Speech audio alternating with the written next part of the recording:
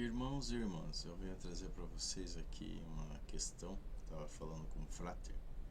Não vou falar o nome dele, né? Até por protocolo da ordem de deixar o nome sem falar o nome das pessoas, né? Como vocês sabem. Então ele me mandou uma mensagem até no WhatsApp perguntando assim: boa noite, mestre, tudo bem com o senhor? Eu falei: boa noite, tudo certo.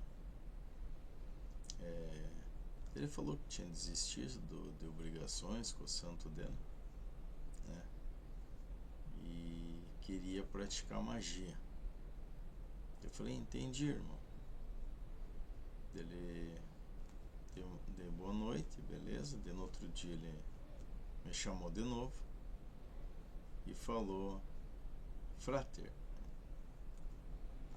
me chamou.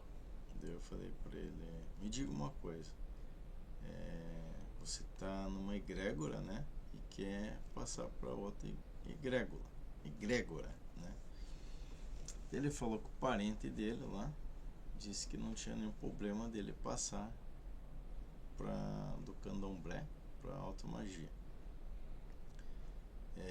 Que o parente dele sempre foi babá lorixá e praticou magia também. Mas em correlação ao candomblé, ele disse que estava parado, que não estava fazendo nada, né? Conforme a mensagem, estou lendo aqui.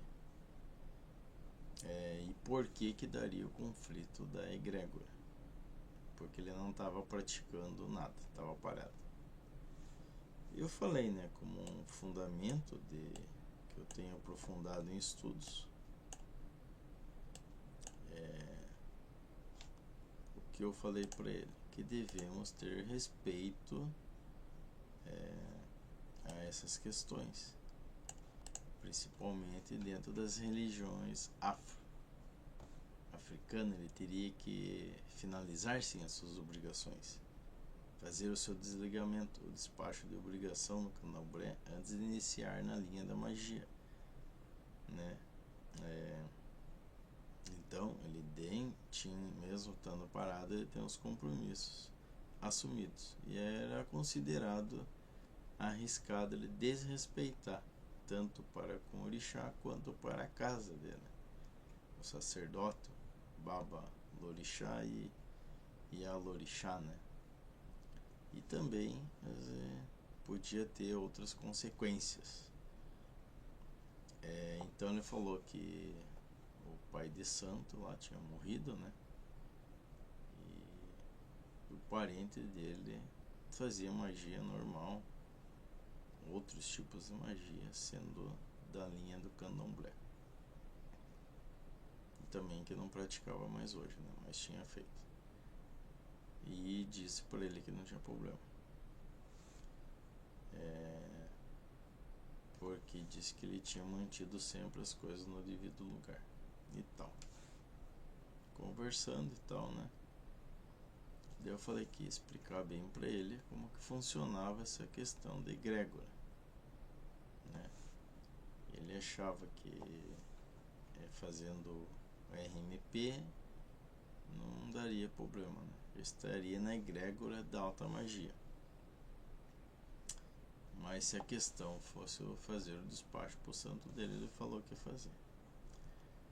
Daí eu, na minha opinião, né, na minha visão, eu falei para ele que ia demonstrar uma compreensão profunda da responsabilidade ritualística na magia, nas religiões da matriz africana. Então eu falei para ele que a morte física do sacerdote não anula o pacto espiritual feita pelo iniciado. O vínculo não é apenas com a pessoa, que seria o pai de santo, mas com o axé daquela casa e com o próprio orixá. Daí eu falei para ele: vamos lá, a herança do axé, quando um pai de santo ou mãe de santo morre, a casa entra em preceito, né, que é luto, mas as obrigações dos filhos não desaparecem no éter. O axé é uma corrente contínua. Falei também que o frater deveria fazer ir à casa, né, e ver se a casa continua aberta, né, sob um sucessor, o herdeiro do santo, e o frater deveria procurar essa pessoa para realizar o desligamento. Agora, se a casa fechou, o frater deveria procurar um sacerdote de confiança da mesma nação, Quito, Angola, DJ, etc., para que este, através de búzios e oráculos, consultasse o orixá dele como proceder com a entrega ou desligamento daquela obrigação. Por que eu falo isso, frater? Por causa do risco da pendência espiritual, Porque no meu ponto de vista sobre as obrigações ficar no astral espiritual, isso gera uma dívida, e o frater simplesmente, se ignorar isso, que foi feito no candomblé, e pula para a alta magia, você leva consigo uma pendência aí, vibracional. Isso gera um conflito, na outra egrégora, que é da alta magia. Então o mago, ele trabalha com a vontade e o comando. Se o frater tem um assentamento, uma obrigação aberta no candomblé, ainda está sob a jurisdição daquela egrégora, que exige submissão e culto.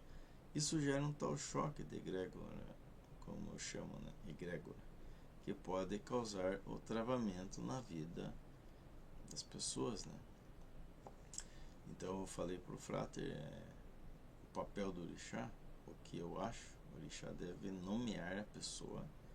Na prática, o orixá deve falar através do oráculo, o búzios, e então o frater precisa de uma resposta direta do santo. Então eu falei para ele não decidir por conta própria, achar que está tudo bem, porque morreu lá a pessoa, e da hierarquia acima dele estaria bem. Então eu falei para ele ficar com o pé no chão, e ir até o santo, se precisasse, perguntar o que deve ser feito. Tipo, que ele tem, seja um bore, uma feitura ou guia, alguma coisa assim, para que ele possa seguir o caminho da alta magia com a estrada limpa. A minha revelação no final para ele foi que na magia não se pula etapas e não deixa portas abertas, atrás. Não pode deixar portas abertas atrás de si. Se quer ser um mago de autoridade, deve primeiro honrar a egrégora que acolheu anteriormente. O desligamento é um ato de mago, pois o encerramento do ciclo para o início de outro. Então tem que desligar sempre de uma egrégora, independente da religião que é, para depois entrar em outra. Senão você leva aquela energia para outro local e acaba dando atrito que vai te prejudicar. Então eu falei para ele procurar um novo sacerdote para despachar ou transferir essa responsabilidade.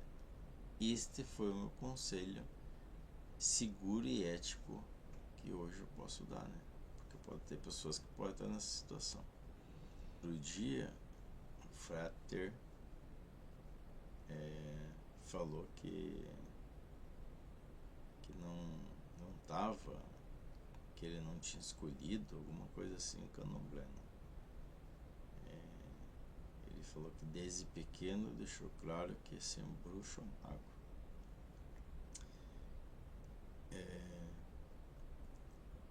Ele falou que entrou, nessa egrégora porque o santo gritou o nome dele no jogo de búzios, por alguma coisa particular dele lá, correto? Que não precisa se falar. E também ele disse que ia despachar o santo dele, porque queria ser mago,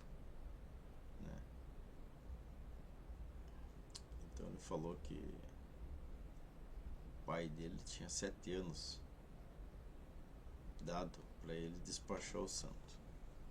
Esse é o prazo que ele tinha dado. Então, seguindo ali com a conversa, ele falou que ia despachar naquele dia mesmo, Eu falei, faça tudo certo, não vai fazer coisa errada. E no outro dia ele me chamou, mestre, está por aí? Eu falei que estava, Ele falou, oi, já está despachado. Oi, mestre, boa noite. Falei, oi. Tá despachado. Daí eu falei, deu tudo certo, frater? Daí ele falou que sim. Em seguida ele falou que tava tudo ok, beleza. Mas eu falei, tá, deixa eu te falar uma coisa. Que ia falar muita coisa, então eu preferi escrever tudo, daí colei, né, pra ele. Daí eu falei, no meu entendimento, né, frater, essa é uma questão delicada e de extrema importância para a segurança espiritual do irmão. No cultismo e nas tradições da matriz africana, o despacho não é como deletar um arquivo de computador.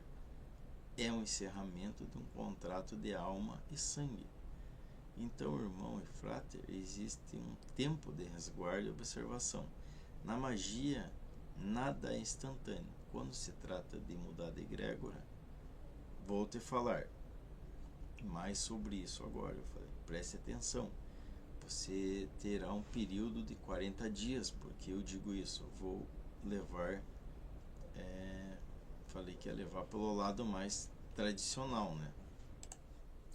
Então, irmãos, conforme eu falei para ele, né, que ele ia levar pela forma tradicional. Então eu falei para ele que o certo seria ele entrar num ciclo aí de 40 dias, uma quarentena mística, né?